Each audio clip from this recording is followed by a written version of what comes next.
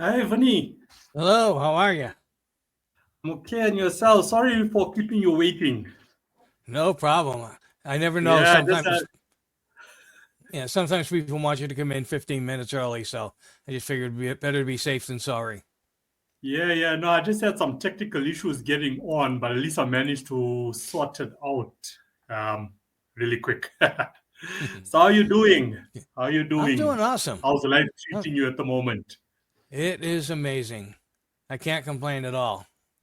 I'm loving it. Yeah, that's good. That's good. I love the positive outlook on life, even though Have we're to have living in that. crazy times. Yeah, I mean, if you don't constantly reinforce it to yourself that everything is great, then you let everything just weigh you down.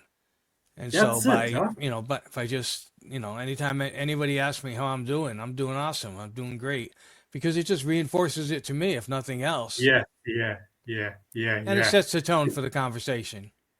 Yeah. That's just the tone for life itself in general, That's true. you know. And, we'll probably get to it in the conversation. Self belief for independent artists out there is one of the hardest things for them to actually accomplish right now, from what I have Absolutely. evaluated. Yeah. But yeah, I know we have an hour, and given how much you have personally accomplished in your life till date, an hour is not enough. So we're just gonna get through it as fast as possible, get the best points that we possibly can. You're an entrepreneur, you're a music business expert, you're a business strategist. On top of that, and I'm sure this is the starting point for you, you're an artist as well. You're a songwriter, you're a producer, you've done it all. You've done it all. And you've lived through so many eras throughout this musical evolution. When we talk about from vinyls to CDs, now in the streaming era, you've lived through it all. So Hmm. let's start there. Where did it all start for you? And we take it from there. Well, I'm 70 and I had my first paying band when I was 7. So I've been in it for a while. And when you're in it that long, Yeah, you get to play and do, be a songwriter, try producing, try this, try that, a little bit of everything. But yeah, it's just been, I was an artist for a long, long time. And I got to do some amazing things. Never on the major label side. Never wanted to be at that on that side, but I did work, touring in hotels and cruise ships and going around the world and stuff like that, and opened up for a lot of artists. Worked with a lot of artists. Um, it just had fun with it.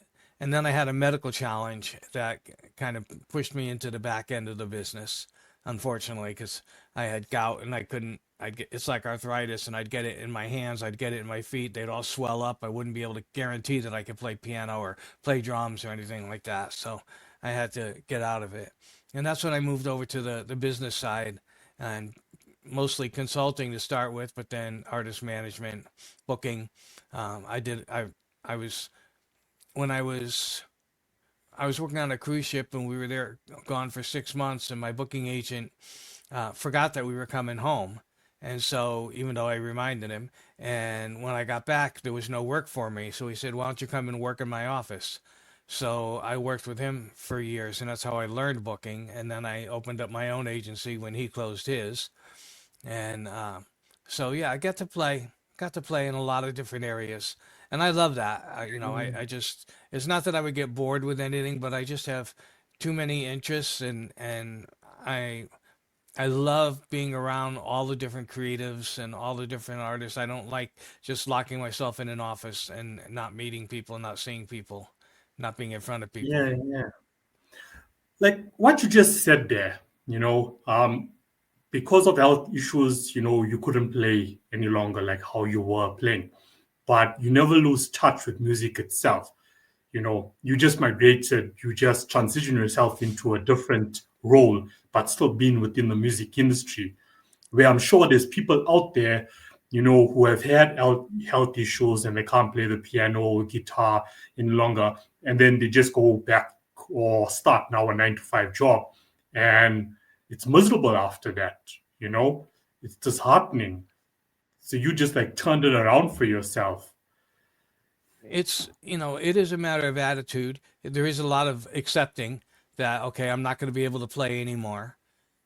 And there was a transition period for sure. But I knew that I had done a lot as an artist and as a producer, having my own studio and stuff like that, that were skills and knowledge that other people needed. Yeah, yeah, That's the bottom line. So, I feel like now I've transitioned into being a teacher more than anything. I have lots of interns and I just love working with them and, working with artists and helping them to scale the business. The, whether they're, no matter what level they're at, to really yeah, figure yeah. out, how to strategize and get to where they want to be. Let's let's look at the music industry in this day and age. To be an independent artist, you have to be equally involved in the back end. There's no option about it. Hmm. Okay, chasing a 360 record deal, is very unlikely that you will accomplish that these days. And even if you do, you're not really going to be winning when it comes Right. to, the agreements that actually take place.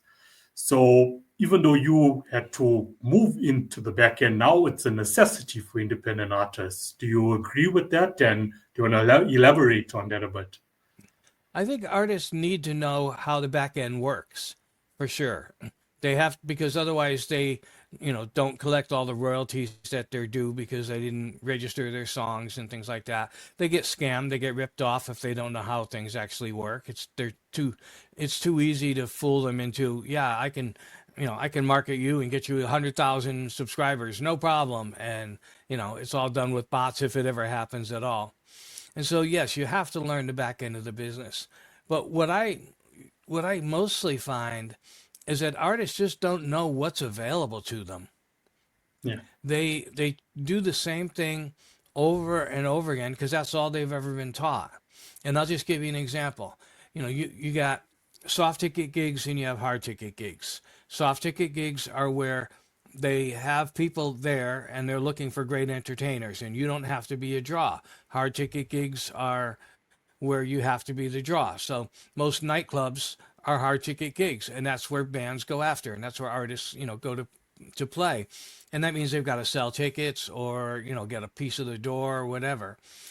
The soft ticket gigs are things like a college tour or a military tour or any, hotels or anywhere that's a vacation area. There's so many different places where they have great entertainers. There's theaters that are 30, 40 miles out of a major city or more that have season subscribers. They can't afford to bring in big entertainment. They just need great entertainers and they pay really well. So it's those kind of things where I think if artists know what's really available to them, then they might make a few moves, a few transitions in what they do to be able to fit into a different realm and into onto a different path. Still do what they're doing, but make a few transitions in that. I think that's number one, and I think number two is that they do not put a team together. They try to do it all themselves, Yeah, and yeah. I don't care how good you are. If you want to do this full time, you want to make money at it, it's virtually impossible to do it all yourself forever. You'll get so burned out so fast. And there Besides are the team, people, also having mentors and coaches. absolutely, absolutely, mentors, coaches, and and then eventually a manager, but a booking agent instead of booking yourself all the time. Making sure you have an entertainment attorney, maybe having a marketing person or somebody running your social media or helping with that, those kind of things. A lot of times you're just unwilling to give up with the money that they're making, but Yeah, they would yeah, make so much more and they could do so much more if somebody else was handling the things that could be done by somebody else. I think like in any other business or especially as an entrepreneur, because artists are entrepreneurs, you have to be doing only the things that only you can do. yeah, Only yeah, you can write the songs. Only you can go out and perform them. yeah, Only you can maybe be the star on the social media, but that doesn't mean you have to be the one doing all the posting and everything else on the back end. And yeah, so, yeah, so to me, it's you have to know the business. You have to know the business enough to know what's available to you from a money making standpoint. Where are all the royalties coming from? Where are the better bookings? How do I get the better bookings? Those kind of things are just critical, and a lot of people just pass them up. They have no idea how to do any of that. Yeah. Man, as you're talking, I just realized, how many times like I preach that to artists out there, you know, that like if you are good at playing the guitar, that is what you need to focus on. That's your craft. That's what you need to keep working on. If you're going to be consumed by everything else and attempting to do all of it all at once in a 24-hour day, you're going to burn yourself out. You're not going to become, a great guitarist or pianist. You're not going to evolve as a musician because you're worried and you're Hmm. doing things that you're not really passionate about. So you're not going to put your full into it. So why not actually get someone else to actually do it for you? And this is where the autonomy comes in as an independent artist. Hmm. As you said, as an independent artist, you are an entrepreneur. If you have an independent label, you need to run it as an entrepreneur. You need to be business minded. And as you said, you need to seek out, the educational content that's actually going to assist you, which leads me to, many roadblocks that I've witnessed out there for people, but it's self sabotage if you're to ask me, because they don't want to. They don't want to go online. They don't want to educate themselves. They don't want to invest in a coach, in a mentor such as yourself to say, okay, look, do ABC. They don't even want to attend free workshops. Hmm. Now, is this psychological? Is it that, what, I don't believe in myself enough to actually, sit in this workshop with all these great people? Am I scared of success? Am I scared that I'm going to ask the wrong thing? Am I scared that I'm not going to be as well informed as everyone else? These are the blockages that we create for ourselves. That they do. I mean, it's amazing what a lot of artists will have in their head that stops them from moving forward. And a Yeah, lot of it is the fear of success. A lot of it is the fear of failure. What if I try, if I give it everything and then I fail? Um, I don't understand just personally because I've always been the type of person that wanted to know the back end of the business. Um, you know, why somebody would not, if you're going to treat it like a business, if it's going to be your business, then why not learn at least enough to keep yourself afloat, keep yourself moving forward, making money and everything. There's a lot of things you don't need to learn, and obviously that's from artist to artist and everything. But there are specific things in your genre that you've got to make sure that you're doing things the way that it's accepted in your genre and maybe not in another. So you've got to be careful as to who you're learning from, but you've got to be educating yourself and you've got to be putting yourself out there. Now in today's social media world, it's totally different in that a lot of artists don't even want to go out and perform. They don't know how to perform, but they're great in front of the camera, yeah, yeah, and that's what they want to do. Unfortunately, a lot of them want to do that, but they don't get the traction online that they want, yeah, which is another whole story. But yeah, it's it is a self. Uh, I'm not going to say self-respect, but it's confidence. It's having the confidence that I have something that is good, that people want, that the public needs, that is competitive, that is unique. Because every person is unique. You can find something unique about what you do. You can make your skill totally unique to you. You can build a brand around it. Um, Branding is a big thing that a lot of artists never think about, or just don't have a clue as to how to go about that. And I have a pretty simple method for establishing, getting an artist to establish their brand. Uh, yeah, yeah. Branding, no, definitely. You mentioned a keyword there, branding. And the branding is that, there has to be something there that's much more bigger than yourself or your music. It doesn't stop at your music. Your music is one component of your brand. right. What do you stand for? And this is also now like where self awareness comes in. who am I? What do I represent? What am I passionate about? If I am passionate about, let's just say, for example, animals, and cruelty towards animals, I need to leverage, my music towards that. That falls under my brand. That's what people are going to remember me for, not my music alone, but rather what I've done, for animals who are getting abused or strays, whatever it may be. Would you think that's like a way to go about it? I think it's important. I mean, it's critical because the way the world works now, because there are so many artists out there, and there are so many people pushing, their music out there. Spotify's got, I don't know, 100,000 or a million, new people, new songs every day or something. It's crazy. Yeah. People do not listen to music first. They want to know that they have something in common with the artist. They want to know you first.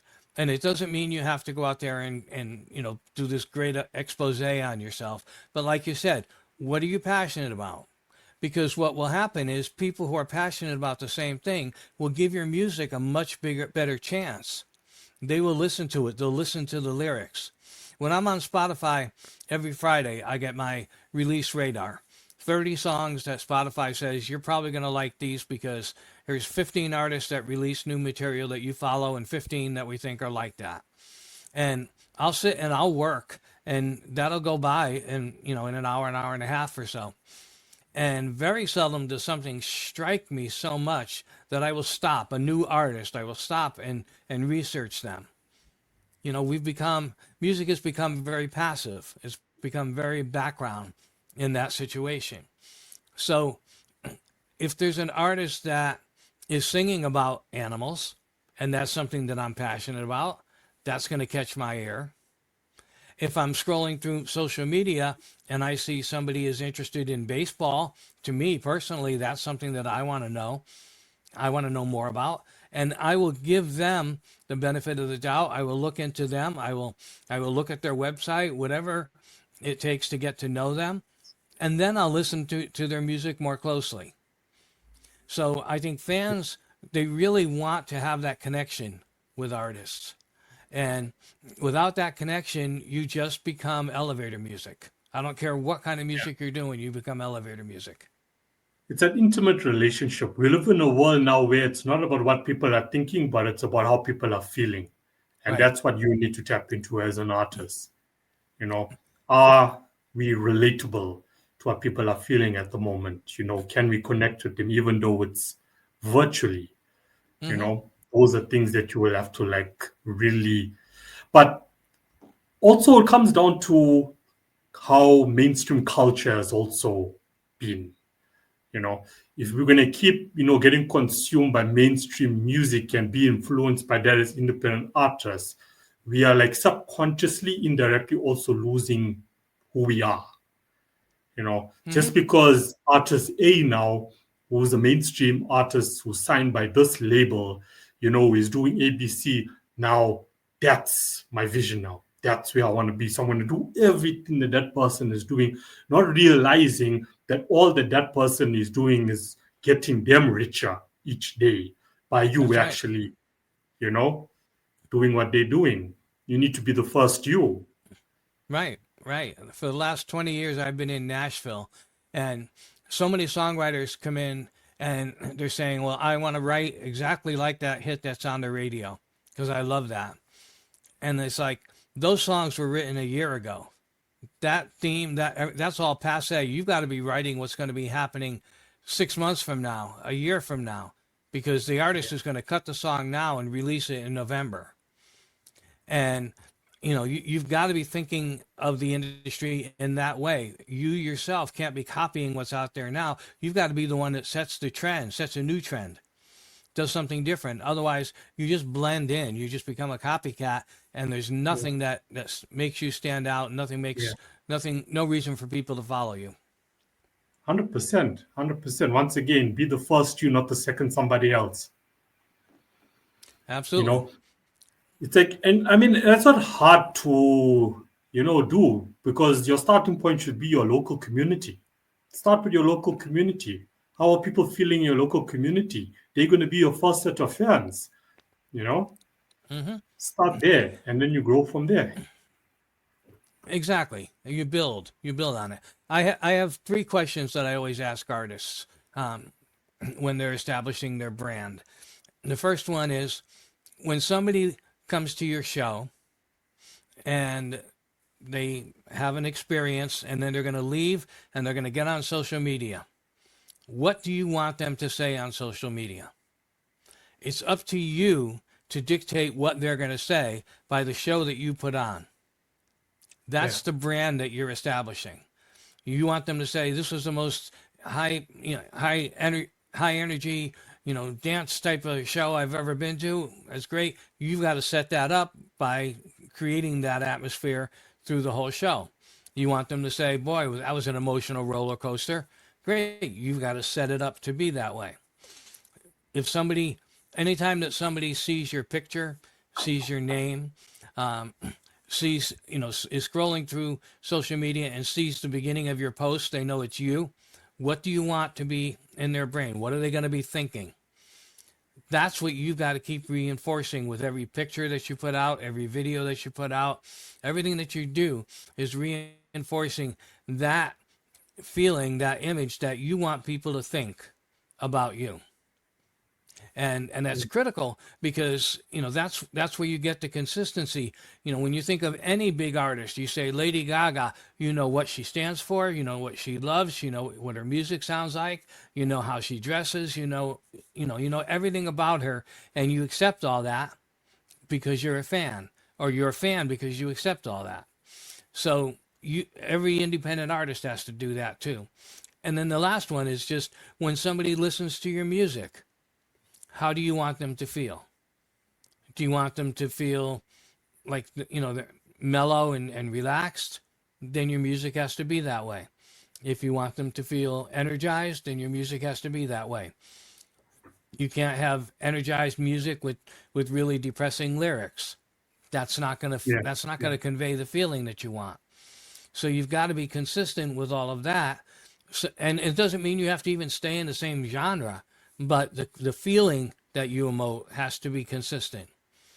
And that's how you build a brand.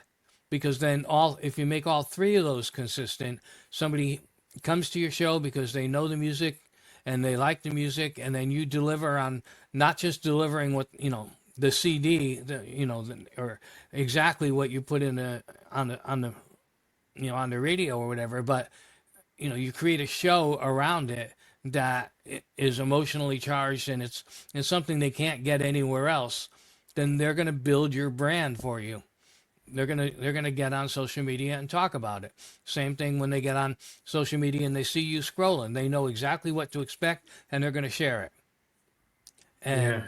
And so all of these components, your music, your image, and your live show, those all have to be consistent to build that brand. But you're the only one that's you, so it shouldn't be hard to come up with something that's new that nobody else has heard, because you're going to have your personal influences in with those things. Yeah. Yeah. No, thank you for sharing that. Makes sense. Thank you. Thank you. So, moving into the future, right? One of the points in building an exponential musical career is leveraging assets. Now, you're also an author, and your book is called Leverage. Why is that now important to you? Oh, And it's why so that book? it's so critical. Well, Leverage was actually a business book, um, but yeah, it's leverage, how to achieve more with the little you've got, how to achieve a lot with the little you've got. Yeah. And most artists don't have all the connections they need. They don't have all of uh, the recording gear, maybe, or the access to studios and stuff like that. Um, but if they're creative, they can find the contacts that they need. They can network to get them. LinkedIn is perfect to connect with somebody who's connected to somebody else and then ask for an introduction.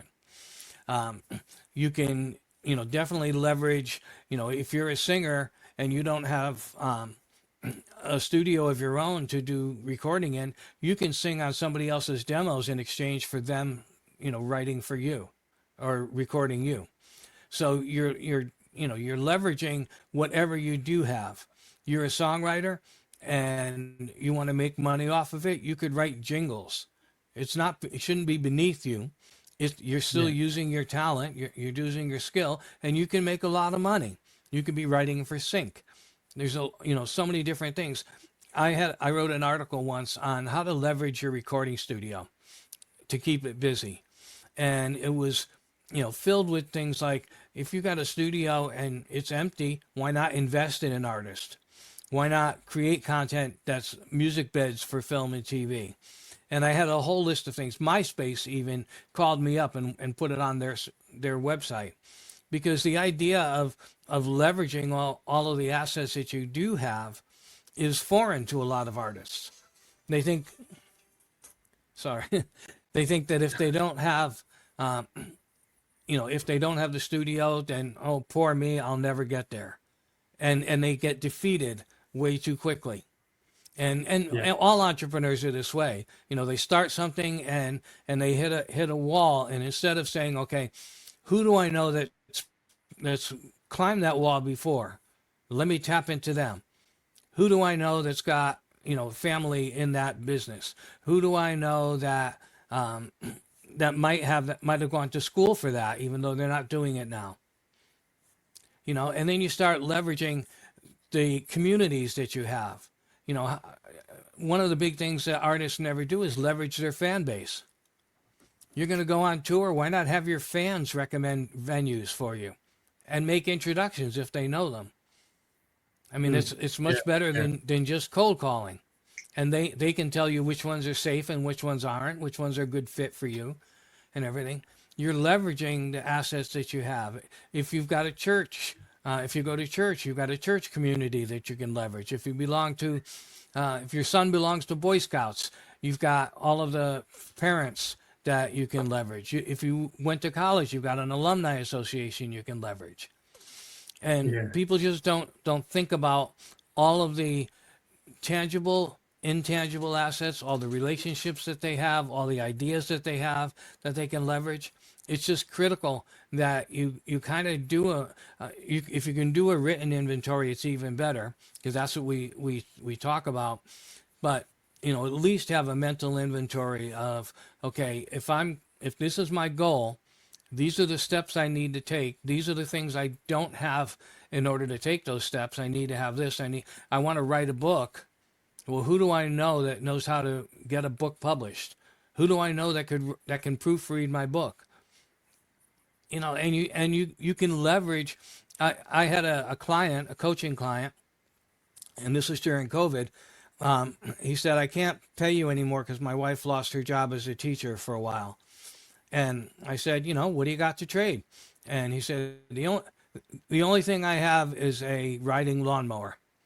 I said, I'm moving out to the country. I'm going to have a couple of acres. I want it.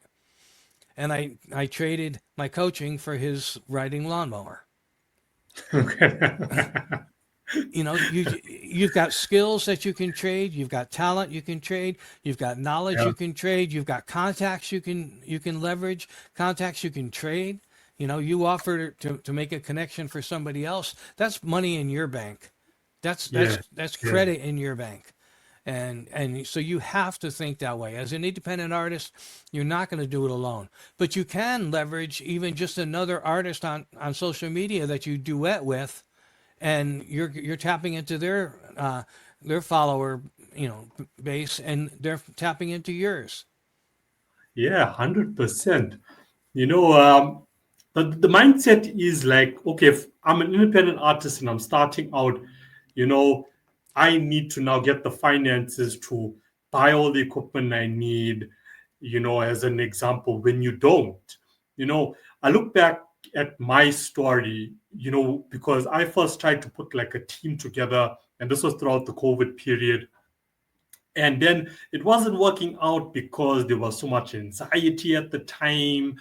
and there was just so much going on. And of course, we had to take into consideration that these people also still need to generate an income for themselves. And at this point in my life and in my career, I'm rebuilding now.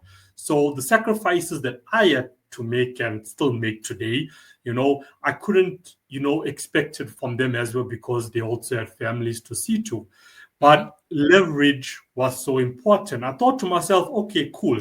I can compose a beat where I am right now, in my studio, but I don't have a studio to actually do the vocal recording. Then I'm like, okay, let me source it. And then I just started looking in the local area, who's into the music business, who has studios, who's independent. And I found someone. And then I said, okay, cool, guys. I don't have money to pay you up front, but this is the deal we're going to make. I'd rather own 10% of something, knowing a project is done perfectly, than own 100% of nothing or not even have a project at all. So we'll split the publishing, we'll split the masters, we'll split all the extras and bonuses that comes with it. And that's the Mm-hmm. agreement we made. And that's the business model that I still use today. Team, yes, important, but do they need to be directly employed by me? No, they don't. You are good at, vocal recording, and the Mm-hmm. mastering and the mixing. And not to say that I can't do it, but I don't want to do it. It's Right. not what I do. I don't want to do it. Right. You do it. So I work with that. It starts with me, it starts with the beat. Then I have someone who, will source the artist who we can put on the beat, who's good at, being a lyricist. That happens. Okay, now we move over to the next studio, do the vocal recording, comes back to me. I handle all the legalities, the contractual work. I distribute it. I register all the music with the PRO. I do the Mm-hmm. split sheets. Boom, it's all done. Leverage, all leverage. Absolutely. Absolutely. So, Absolutely. And artists especially, I mean, they've got skills and talents that other artists need. So yeah, you can, I'll do a guitar track on your song if you'll do a keyboard track on mine. It can be that simple, and it doesn't cost you anything. yeah, So yeah, yeah, you've got to think in those terms. Every entrepreneur does, but artists have so much to offer. A lot of times an entrepreneur, all they have is an idea to start with, and they don't really know, a lot about business or anything to go farther than that.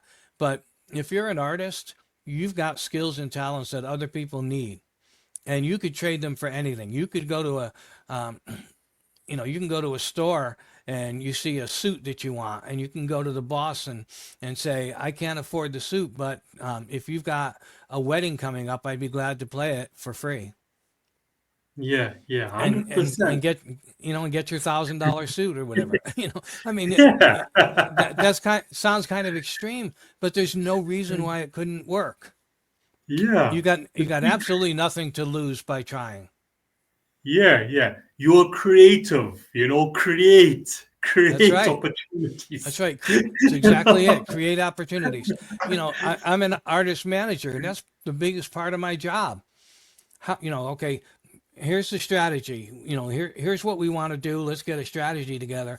Now, how are we going to find all the pieces that we need to build that strategy, to put that tour together, to get that album recorded, all these things? That's where the manager comes in and starts leveraging all the resources and contacts that they have to make things happen. Yeah, yeah, And it and that's where a lot of artists won't have a manager, and they're not ready for a manager, and you have to do it yourself.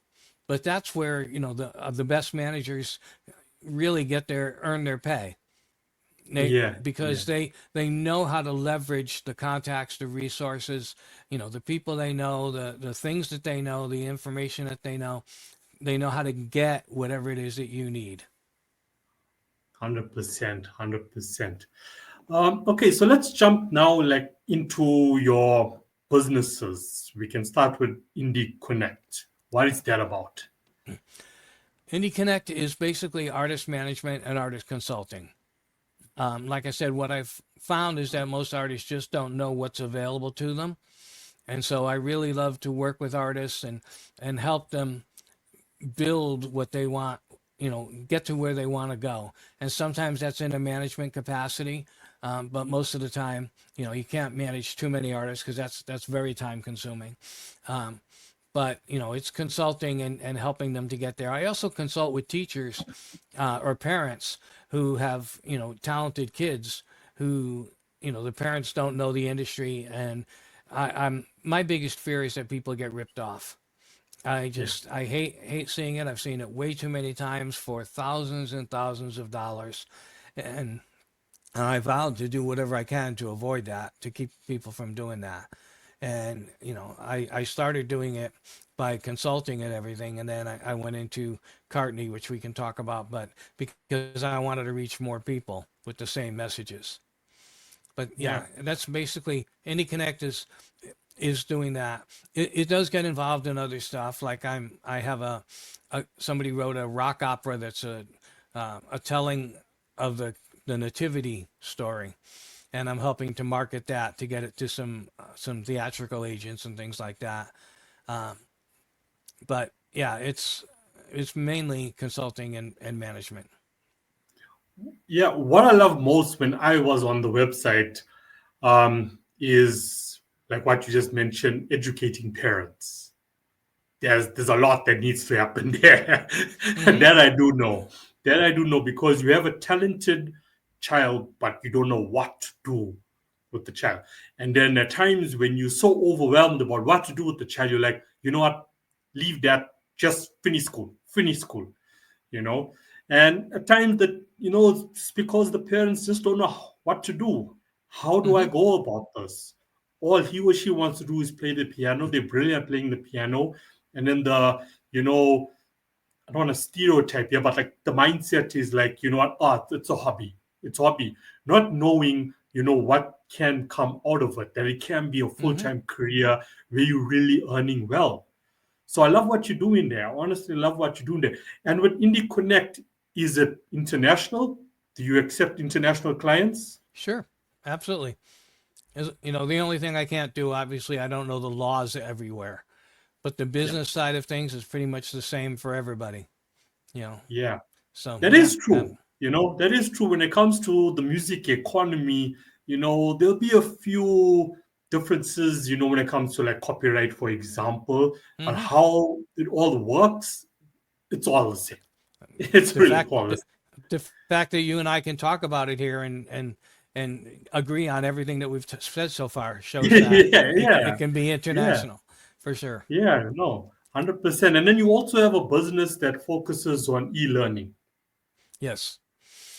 Yeah, I've coached over 1,000 artists.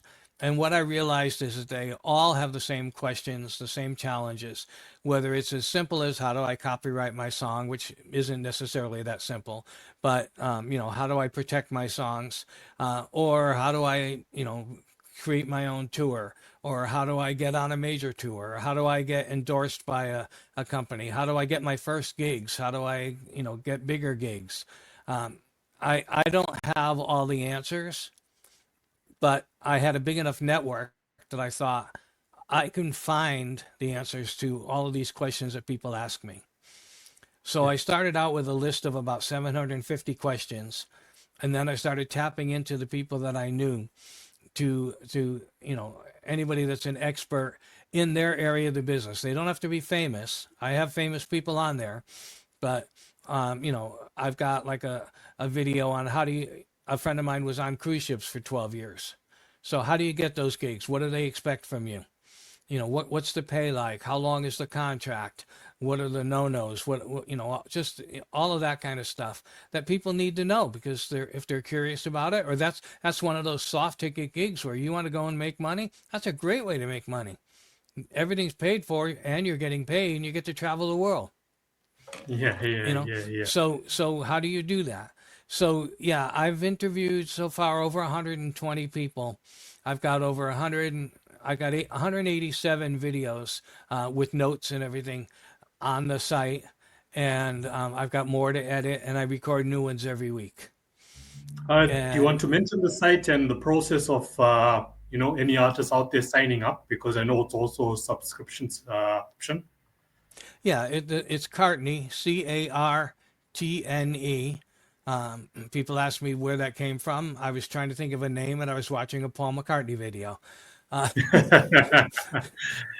um, and it didn't mean anything, and nobody had the domain. So, CARTNE, and in American dollars, it's $12 a month or 119 a year, and you get access to everything on there, and you get access to the community. So you can reach out to the mentors, the people that did the interviews, that were interviewed, and Yeah, and it's just it's a powerful way to make sure that you don't waste money, you don't waste time, and definitely a way to avoid getting scammed or ripped off. Because we have a bunch of videos on before you hire a producer, this is what you need to know. These are the questions you need to ask. This is what to expect. This is the norm. And that way you don't get stuck with somebody who's trying to take your intellectual property or is holding your masters for ransom, which I've seen. Um, yeah, yeah, and just things that, if, especially for like parents going into the studio for the first time, they just don't know. They haven't got a clue, and it's just I hate seeing that. And I've seen people taken for thousands, tens of thousands of dollars. Young kids, college kids being taken for tens of thousands of dollars that they put on credit cards um, yeah, yeah. for stuff that they couldn't even use. It's sad. So yeah, I really wanted um, to share not so much the knowledge that I have, but the knowledge that all of my contacts have. And then they started introducing me to more people and more people and more people. Just like Murchaw was one of the people that I interviewed, and then he introduced me to you. So Yeah, yeah. and that's leveraging. Uh, Yeah, there we go. There we uh, go. Yeah. No, no, I love what you're doing. And to the listeners, I have been on the site myself, and you really do have it all. Like it's just all there, you know. Like first sight of it, I was like overwhelmed. Like, wow, well, wow. I've just put a page on there that separates all of the videos, 187 of them, first by category, and then by the level that they're at. So if you're a beginner artist or you're an intermediate artist or an advanced artist, and I describe what those are. So those are separated. And then within each of those, it's the order that you should study these in. Now, not everything's going to apply to everybody, but that way you're not getting lost. If you want to learn about booking, study this video first, then this video, then this video, and you'll get the whole concept. And that way it's really easy for somebody to see, okay, this is what I'm working on right now, and they can go right there and figure out exactly what they need to look at. Because yeah, I mean, 187 videos and growing is a lot. It's a lot. Um, it can be very overwhelming. But they're short Yeah. videos, relatively short, because what I didn't want, I started to do this with just YouTube. And what I found is you have to fight through sales pitches, or sometimes you didn't quite get the answer that you were looking for. They might have be mistitled or something, or the answer is an hour into the video. So we're like, this is the question that people are asking, the exact question. How do I do this? And here's the answer. And we don't go off into tangents. It's just very specific as to Yeah. how you do this. How do I release my record? Here it is, in plain English. And by doing it that way, I think that it will eventually become the go-to place for artists, for teachers. I mean, there's so many teachers out there who they studied clarinet in college. They were in the college band, and then they went and taught, but they don't know anything about recording studios. They don't know how to market themselves. They don't know social media. They don't know production. And Yeah. so, we tap into all of those things on here. Parents of the young kids, like we're talking about, this is a way that, when I'm talking to somebody, I can just send them there and say, here's your answer. Just go to this video. And you can get on there and look at everything for 14 days for free without even putting in a credit card. Because I just want people to see it. I want people to benefit from it. And if your career is growing and you want to see more, then sign up. But, Yeah. you know, I've got Yeah, we're sponsors that are talking. helping. Yeah, I mean, we're talking about $12. It's not an arm and a leg.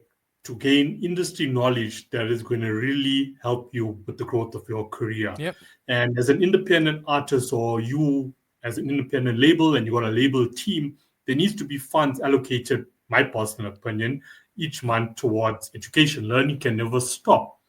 Right. So it's not an arm and leg. You are offering like value.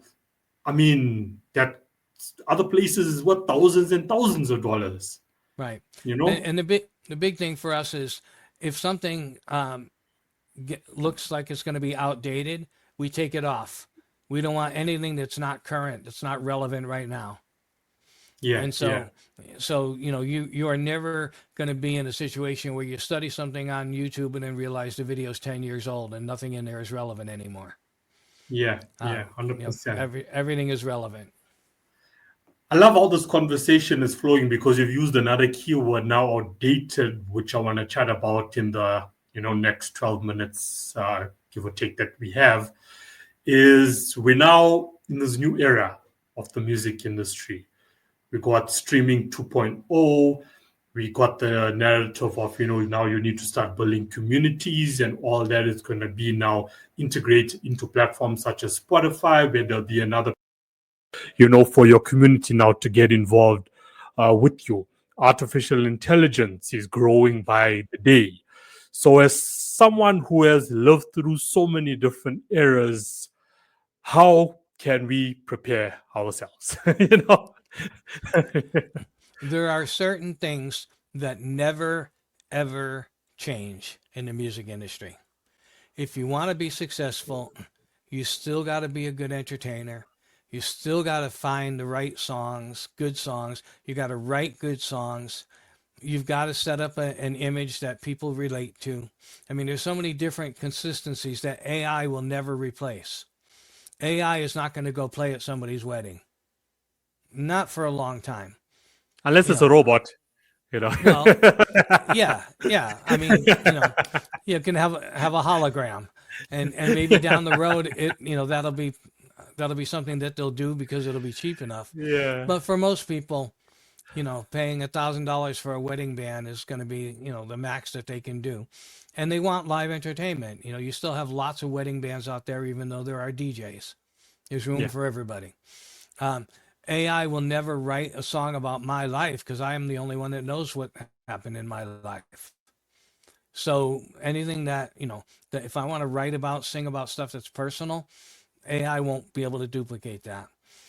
It will never be able to create, well, maybe eventually, but it cannot create songs that have an unusual twist in them, that have a double entendre on the lyrics, that like in a country song, the bridge changes the whole meaning of the chorus. It doesn't do that because it's too linear. It's just copying what it's heard, and it's not Yeah. analyzing that. And so there are a lot of nuances that will never be affected by AI and with all the changes in the industry.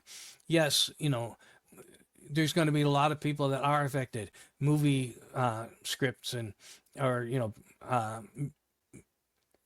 a lot of sync placements actually, but definitely the music beds in movies and stuff like that will eventually be written. You might have somebody who's a composer saying, okay, I need a sad piece that's 11-second songs, that's piano and just violin, just piano and Yeah. violin, Yeah. and then AI will put that together, and they don't have to sit there and record it themselves. But somebody's still got to figure out what those instruments should be, and plug all that information in, how long it needs to be, and everything. So I think we're like with any other transition in technology. When Spotify came along, whatever, there's a whole transition period and everything. But we'll get used to it, and the smart artists are using it as a tool. They're using it for marketing. They can use it to create pictures that they can't get elsewhere. A background on their pictures, something like that. There's ways to utilize it, and but I think that for a lot of the really basics of the industry, and the pure art of it, I don't think that's going to be replaced completely. I think people will find a way to still be relevant in the world of AI. Yeah. Yeah. I mean, as an entrepreneur, AI used, responsibly can also be like a team member that you may be missing, to Absolutely. gather information, to research. Maybe you want to go on tour, and based on what the Spotify data is telling you on Spotify for artists, you're not familiar with the area where I am getting a lot of traction. It can assist you with those things. I want to share an example um, on the show. So I'm not sure if you have tested out Grok 3 as yet. Mm-mm. So, I look at Chat GPT, I look at DeepSeek, and then when Grok 3 got released, like, I'm a curious guy. I love to experiment. Mm-hmm. Whenever I hear, and I mean, this happens every day, like, something new has been developed, and it's all linked to the music or entertainment industry as a whole. So I finally got onto Grok 3, and over the last 3 years, I found myself in a lot of legal battles. Not that I did anything wrong, but it's the music business. I was on Mm-hmm. the right side of it. And I sort of developed a passion for entertainment law. So I'm like, you know what? I'm going to start educating myself on entertainment law. And I've done it extremely well, till date. And I go on to Grok 3. So it's like going to law school. Okay, law school, if you're a student, you're going to study papers from past trials, whatever. So I tell Grok 3 to get me into websites which I am not going to find, just by searching on Google now. That's going to give me access to, like, entertainment law textbooks that you would find at Harvard, for example, Mm-hmm. or papers of trials that happened. And it took me right there. Now I got like this list of papers of past trials, from copyright to what happened with Live Nation and Ticketmaster. Mm-hmm. That full case is there just to familiarize myself. So I've used it in that way to educate myself further when it comes to entertainment law. Another component of technology at the moment is blockchain. So now we live in this era where there's too many middlemen when it comes to getting your royalty payment, because it's paid out, and of course the middleman is going to take their cut, and then 3 months later, you're going to get yours whenever. you Mm-hmm. know but now with smart contracts, it's going to allow artists in the future to come to get payments directly. Do you see, will you be fitting like this into your educational content focused on it? Is it something that you will educate artists on? Because it's a confusing Absolutely. topic.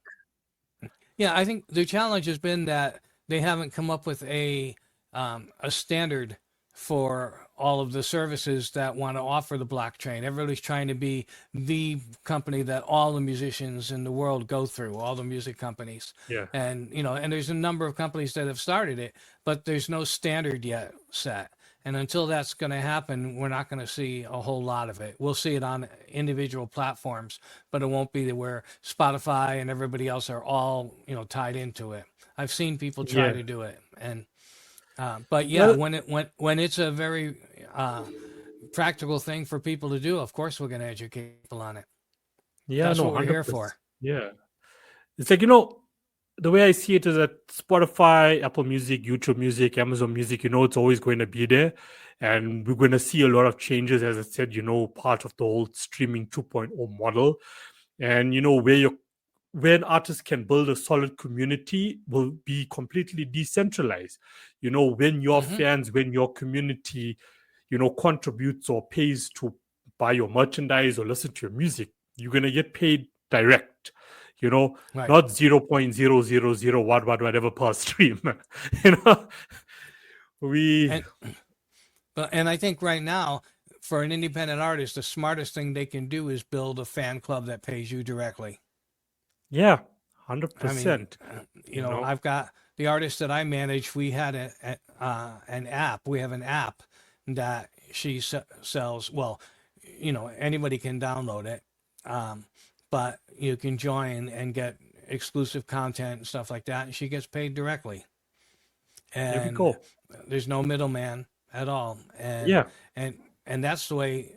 That's the way an artist really makes it, because now you're capturing, like, if you get on YouTube, you get on Spotify, Instagram, it doesn't matter what they are, you have no idea really who your fans are. You can't just get on there and email everybody. and tell them you got a show or a new song coming out. You're at the whim of the algorithms to tell you how many of your fans are actually going to see that message. But when you've Yeah, got yeah, their email address, or you've got a way to direct message them through an app or even through text messages, then you have direct contact. And like, the biggest tenet or marketing tenet that I've ever heard is it, it's 5 times easier to sell something to an existing customer than it is to find a new one. yeah, And so yeah, these are your existing customers. They're your yeah, fans. So yeah. capture them Focus on and who tap is into them. already there, you know. Yep. Focus on those people who is already there instead of spending money and wasting funds, time, and energy finding people. Focus on who's there because that will, sustain you. Yep. Definitely. Yeah. So, I mean, as far as the next 5 to 10 years, I'm sure we're going to see a lot of interesting stuff happening in the industry. And we just have to keep our eye on it, And, Mm-hmm. what I tell artists is don't get comfortable. Never get comfortable. Right. That's going to be your biggest mistake. Don't get comfortable. Even if you are anti AI or anti blockchain and anti technology, still have a basic understanding of what's happening and where it's going, if Mm-hmm. you want to be part of the future to come as a musician. Right. Exactly. Yeah. Yeah. Exactly. Vinny, this conversation has been extremely insightful. Is there anything else you Good. would love to say before we conclude? I will add your websites where people can find you and where they can sign up, and hopefully artists will sign up, on your Well. e-learning platform. Test out the free trial. I highly, Mm-hmm. highly endorse it. But yeah, is there anything else you will have to conclude with? Just don't be afraid to be you. Don't copy everybody else. Don't be afraid to be you, because the world needs you. Yeah. We need to hear you. We need to hear your story, your music, and everything. There's plenty of other people that are copying the people that are famous. Just Yeah. please, just be you. And trust me, the world will come calling. Because Hashtag be you. that's Yes. it. That's it. Hashtag be you. Authenticity. You Yeah. got it. And, from my heart to yours, thank you for your contribution to the music economy. Thank you. Thank you Thank you for so inviting me much. on here and sharing. Yeah. I Thank you for not appreciate it. giving up, due to health reasons and still being Mm-hmm. involved in it. Honestly, we need it. We do need it. Artists need it. It's like no matter how much we progress, and we see so many artists that are winning these days, the higher percentage still artists that still have no direction, Mm-hmm. and we need to just like get them on the correct road. I've got to get on my Zoom call Yeah. here. All right. Okay. Thanks, Vinny. I Thank you. appreciate it. Take care. All right. Bye. Bye.